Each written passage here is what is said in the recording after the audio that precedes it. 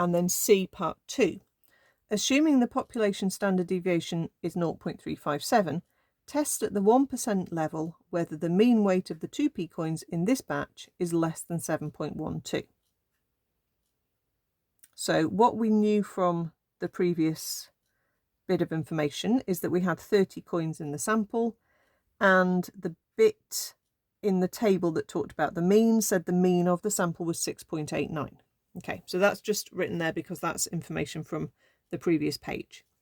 So our hypothesis test is going to be, start off with your H0 and your H1. So with the normal distribution hypothesis test, it is always the letter mu for the mean, and H0 is always mu equals your sort of default mean. Okay, if they aren't counterfeit, they should have a mean of 7.12. So that is what we are believing until we have evidence to the contrary. We're testing to see if the mean is less than, so we can put a less than symbol there, but it's always the same decimal here and here. Okay, don't start throwing in a different number at this point. The only thing that should change is the direction, or is the symbol here. Okay, and because we've got a direction that we're looking for less than, we can put an inequality. If it just said test whether the mean is not 7.12, then you'd use a not equal to. Okay, so we've got a one-tailed test at the 1% level. Our sample mean is normally distributed with the same mean as the single coin sort of normal distribution, 7.12, if you were just working out the probability of choosing one coin.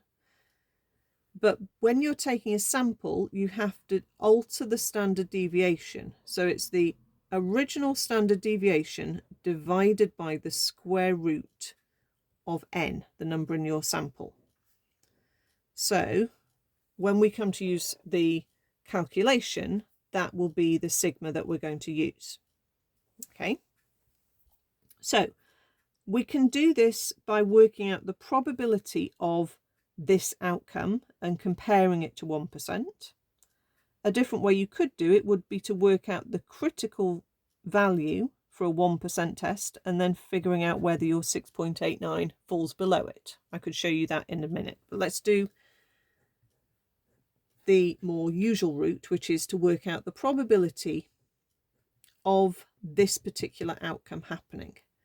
Now, 6.89 is well below where we're supposed to be, and if you draw yourself a little diagram, it's definitely down there somewhere.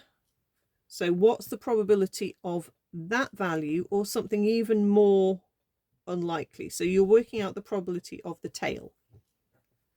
Okay, doesn't really matter whether you put a less than or a less than or equal to. It's continuous data anyway.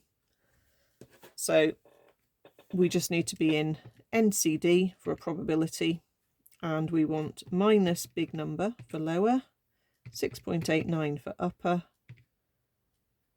Sigma is 0.357 over root 30, which is going to be pretty tiny, yeah. And then mu is 7.12 at the moment. That's what we're believing. So we're working out what's the chance of this happening if the mean is still 7.12. How unlikely is this particular result? Pretty unlikely. Okay, it's 0.0000208.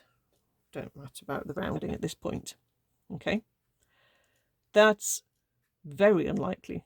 Probably the smallest decimal we've seen on a hypothesis test. We don't need to double it because it's a one-tail test. If it was a not equal to and you were doing this method, you would then double that probability. Okay, so this is our p-value. This is definitely less than 1%. So we can reject H0. So we're saying that this is so far below what we would have expected, we don't believe H0 anymore.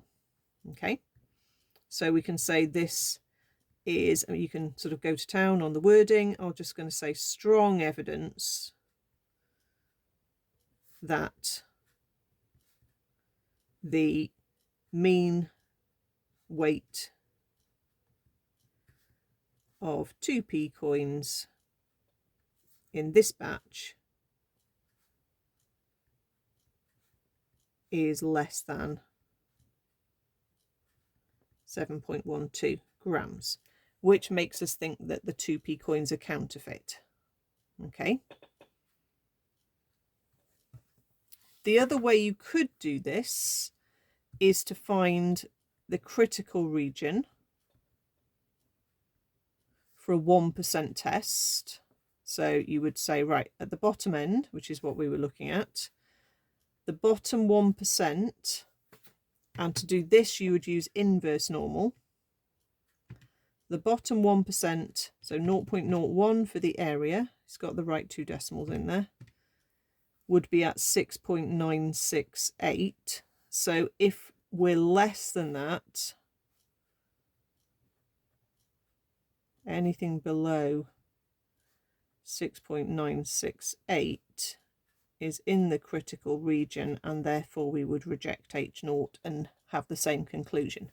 So obviously 6.89 is well in to that shaded patch. Okay, so that's a different way you can work out your conclusion.